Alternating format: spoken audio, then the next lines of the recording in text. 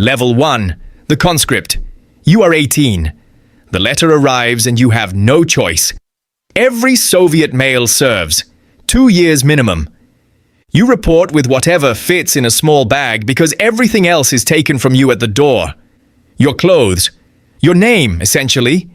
You are now a prizivnik, a draftee. And you are the lowest form of life in the most powerful military on earth. The older soldiers call this system dedovshchina, hazing. But that word is too gentle for what it actually is. Second and third year soldiers run the barracks.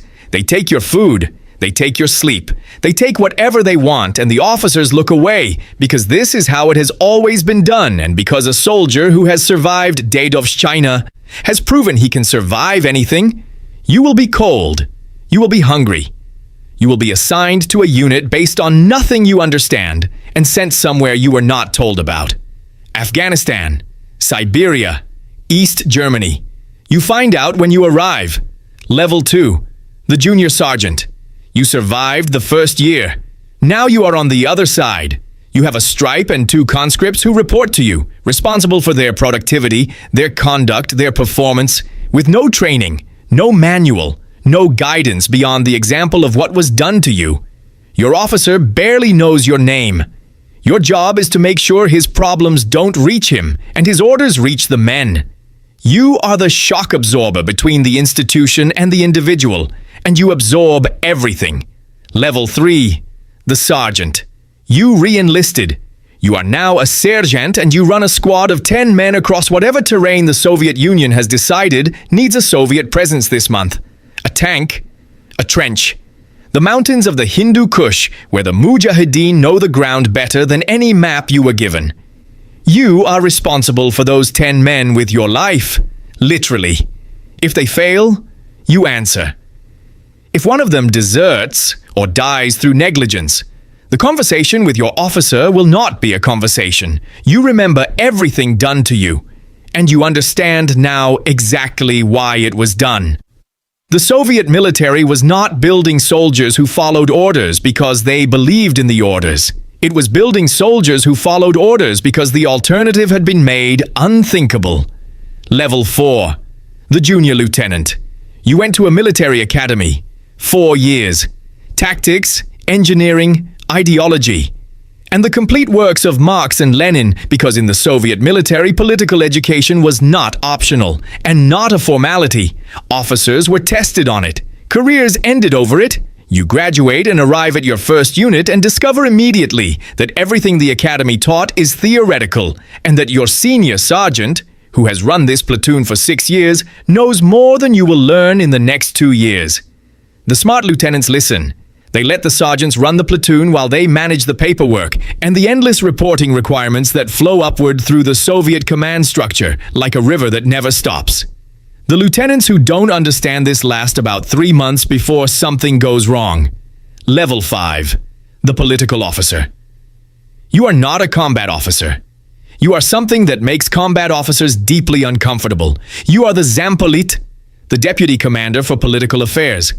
And your job is to ensure every man in this unit believes in what he is doing, or at minimum behaves as though he does. You read every letter in and out. You file reports on morale, loyalty, and anyone who has asked the wrong kind of question. You have the power to end careers. You answer not to the military command, but to the Communist Party directly. And the army has never once forgotten it. Level 6. The colonel. 25 years in. You command a regiment, 3,000 soldiers. You have survived the purges, which never fully stopped, only changed shape. Stalin's version killed generals by the thousands. The later versions killed careers instead of men, which was almost worse because the men were left alive to watch. You have a staff, objectives handed down from above, and resources that rarely match those objectives. The Soviet military ran on paper. Every metric was reported upward, and every metric looked better on paper than in reality. Because officers who reported bad numbers faced consequences, and officers who reported good numbers got promoted. You learned long ago how to make the numbers look right. Every colonel in the Soviet military knew how to do this.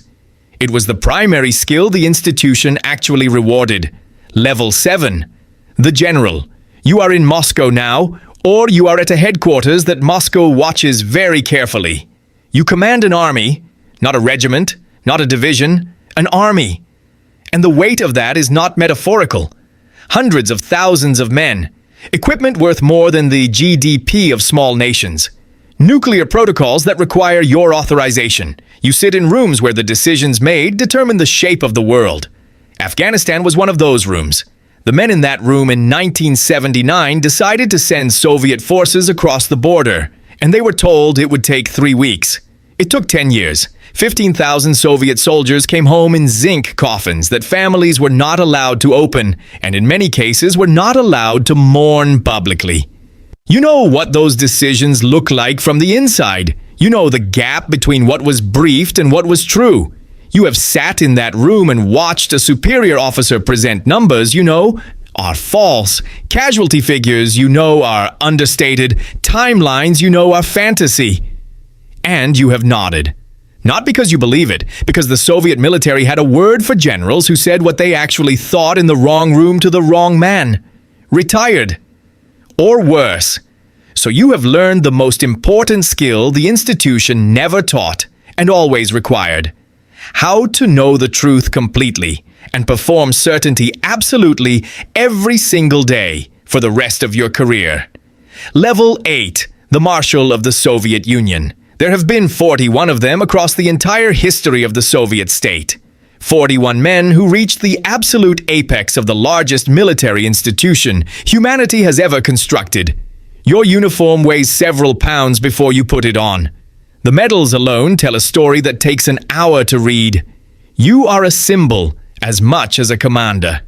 A piece of living Soviet mythology, a proof that the system works, that the sacrifices were worth it, that the ideology behind all of it was not just words. You sit on the Defense Council. You advise the General Secretary. You hold the theoretical power to end civilization in an afternoon. And you have always known, that the system which elevated you to this position is the same system that could erase you if the winds shifted. It happened to Zhukov. Georgy Konstantinovich Zhukov, the man who stopped the Germans at Moscow, encircled them at Stalingrad, and personally accepted the Nazi surrender in Berlin, was stripped of his command by Stalin, exiled to run a minor military district in the Ural Mountains, and left to spend his evenings writing memoirs in a house the state could take back at any moment, while the men who had hidden in bunkers during the war collected his medals and attended his parades. The greatest soldier the Soviet Union ever produced was destroyed not by Hitler, but by the institution he had served without question. There is no such thing as untouchable in the Soviet military. There is only useful and not yet expendable. The Soviet military was not an army. It was a society, an entire civilization built inside a civilization with its own rules, its own economy, its own brutality, and its own version of justice. 50 million men passed through it across its history. They were fed into it as boys, and they came out as something the system had designed. Obedient, hardened, and shaped by an institution that trusted no one, rewarded loyalty above competence, and valued the appearance of strength over its reality. That gap between appearance and reality, between what the reports said and what was actually true, is what collapsed the Soviet Union. Not from outside, from within. Built into the system from the very beginning, no way out.